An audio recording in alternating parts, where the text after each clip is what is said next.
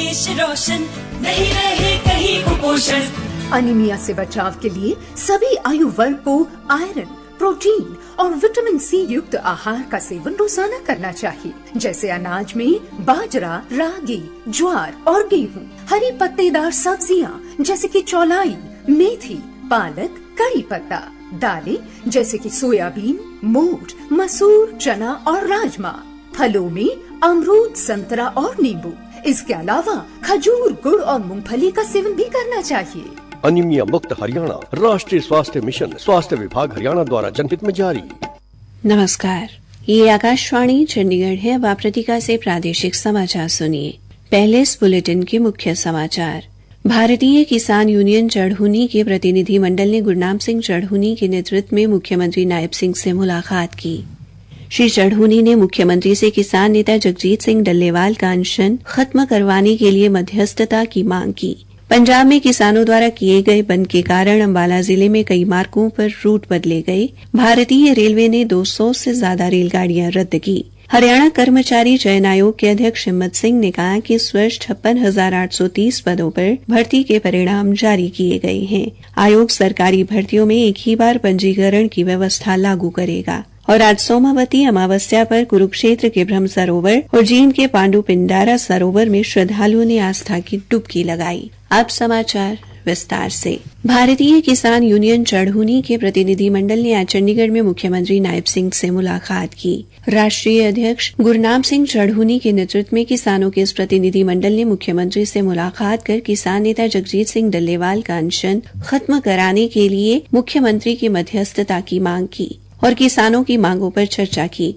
श्री चढ़हुनी ने बताया, 13 मुद्दों पे बातचीत उनसे हुई है। एक मुद्दा तो ये है कि जो मंडियां तोड़ रहे हैं, इसके बारे हमने माननीय मुख्यमंत्री जी को कहा है कि हमें हरियाणा में ये कबूल नहीं है। तो इन्होंने कहा हम अपनी तरफ से भी और आप अपनी तरफ से भी सुझाव केंद्र को भेजें। और जो अभी आंदोलन चल रहा है केंद्र सरकार से हरियाणा सरकार बातचीत करके इस मामले को सॉल्व करवाए। ये हरियाणा द्वारा जो एमएसपी हमने कहा है विधानसभा में पास कर दो ताकि ये कानून बन जाए। उन्होंने ये आश्वासन दिया कि ये कानून ही है, कहीं भी इसकी उल्लंघना नहीं हो। गन्ने का हमने भाव मांगा था, गन्ना इस बार कम है, अगले साल और पट जाएगा। जो नए और पुराने मुकदमे हैं वो वापस करने की मांग थी। किसान क्रेडिट कार्ड और लिमिट पे बीमा करने की बात, सोसाइटियों का जो काफी समय से उनकी लिमिट नहीं बढ़ाई गई और नए केस नहीं कर रहे। मनरेगा को एग्रीकल्चर से जोड़ा जाए और मंडी के अंदर उठान में देरी होती है, आड़ती को ही पावर हो, अगर आड़ती खुद उठाना चाहे तो खुद उठा ले।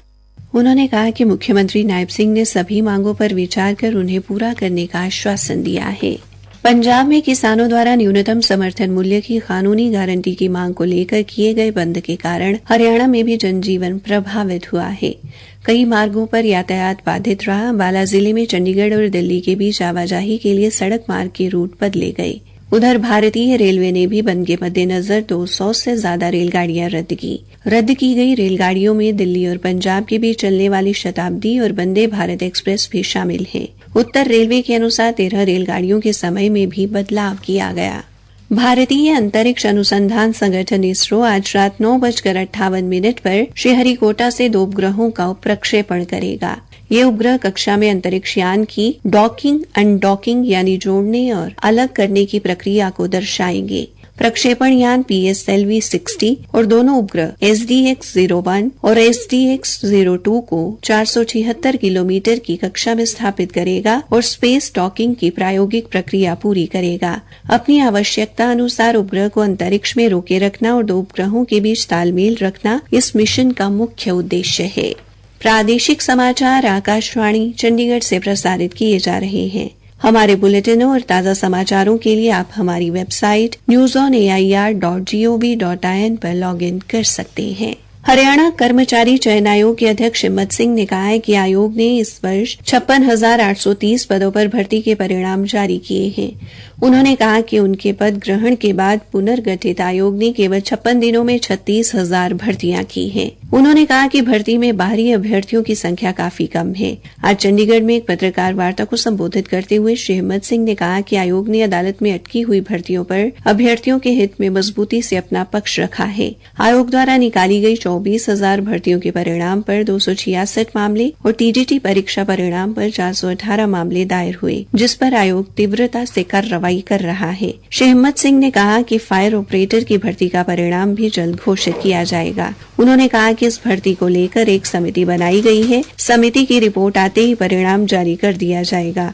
उन्होंने कहा कि जेबीटी अध्यापक का परिणाम भी जल्द घोषित होगा और टीजीटी व फॉरेंसिक विज्ञान प्रयोगशाला में समूह घ कर्मचारियों की भर्ती के परिणाम अगले महीने घोषित किए जाएंगे। श्री हिम्मत सिंह ने कहा कि सरकार को रिपोर्ट पेश कर संयुक्त पात्रता परीक्षा की नीति में संशोधन कर लागू करवाया जाएगा, लेकिन नई नीति कुछ पदों पर लागू नहीं होगी। अगले वर्ष की संयुक्त पात्रता परीक्षा की अधिसूचना अगले महीने जारी हो जाएगी। श्री हिम्मत सिंह ने कहा कि आयोग द्वारा सरकारी भर्तियों के लिए एक ही बार पंजीकरण की व्यवस्था लागू की जाएगी और वार्षिक परीक्षा कैलेंडर बनाया जाएगा।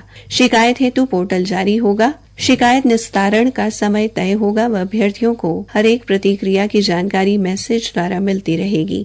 यदि कोई अभ्यर्थी निस्तारण से सहमत नहीं होगा तो वह पुनः शिकायत करने में सक्षम होगा।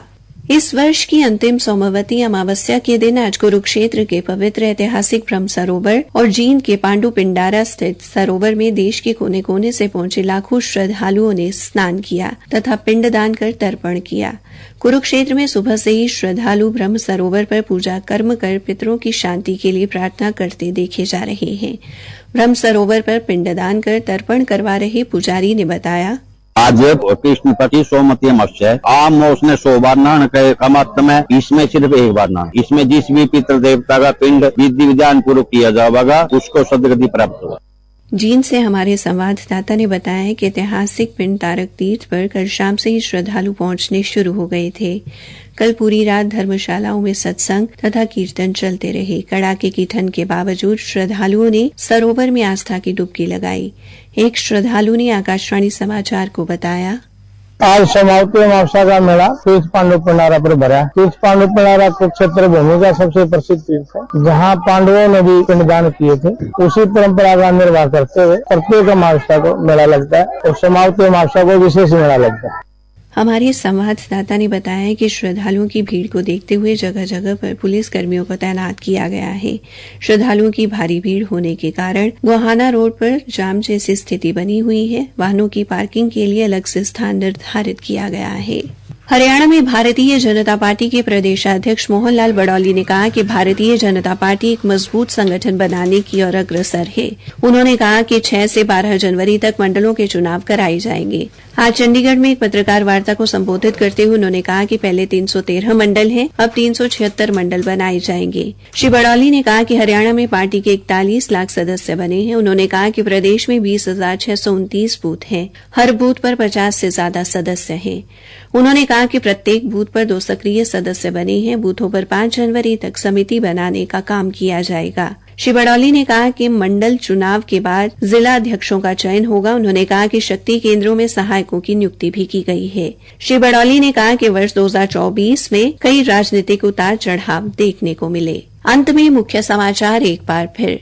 भारतीय किसान यूनियन चढ़ूनी के प्रतिनिधिमंडल ने गुरनाम सिंह चढ़ूनी के नेतृत्व में मुख्यमंत्री नायब सिंह से मुलाकात की। श्री चढ़ूनी ने मुख्यमंत्री से किसान नेता जगजीत सिंह डल्लेवाल का अनशन खत्म कराने के लिए मध्यस्थता की मांग की और पंजाब में किसानों द्वारा किए गए बंद के कारण अंबाला जिले में कई मार्गों पर रूट बदले गए। भारतीय रेलवे ने 200 से अधिक रेलगाड़ियां रद्द की। इसी के साथ ये समाचार बुलेटिन समाप्त हुआ। सही पोषण देश रोशन, नहीं रहे कहीं कुपोषण।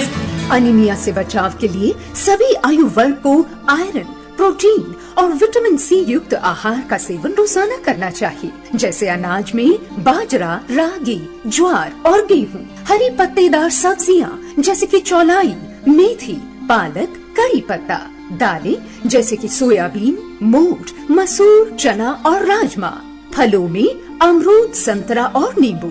इसके अलावा खजूर, गुड़ और मूंगफली का सेवन भी करना चाहिए। अनीमिया मुक्त हरियाणा राष्ट्रीय स्वास्थ्य मिशन स्वास्थ्य विभाग हरियाणा द्वारा जनहित में जारी।